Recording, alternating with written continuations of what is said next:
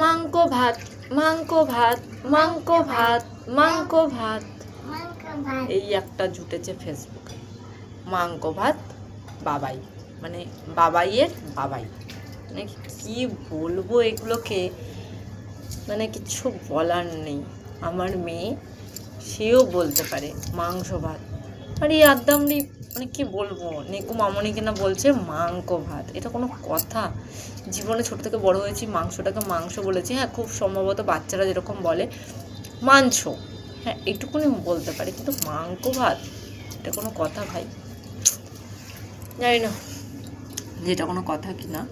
তো তোমাদেরকে একটাই কথা বলো, দয়া করে তোমাদের এই ন্যাকামোটা একটু বন্ধ করো। ফেসবুক খোলা যাচ্ছে না, বিশ্বাস করো। ফেসবুক খুললেই শুধু তোমাদের এই বাবাই আর বাবাইয়ের নেকু মামনি সামনে চলে আসছে, বিরক্তকর লেগে যাচ্ছে। রিচার্জটা ভাই তোমাদের জন্য করিনি, তোমাদের এই ন্যাকামো দেখার জন্য করিনি। যতবার তোমাদেরকে নট ইন্টারেস্টেড মানে করছি, ততবার তোমরা সামনে চলে আসছো, অসহ্য লেগে যাচ্ছে।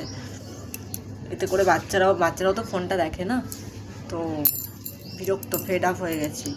এই মাংক ভাত বাবাই বাবাই, বিরক্ত লেগে গেছে। দুদিন পর তোমরা বাচ্চার বাবা মা হবে, তখন কি করবে? বাচ্চাদেরকেও শেখাবে নাকি মাংক ভাত? সহ্য।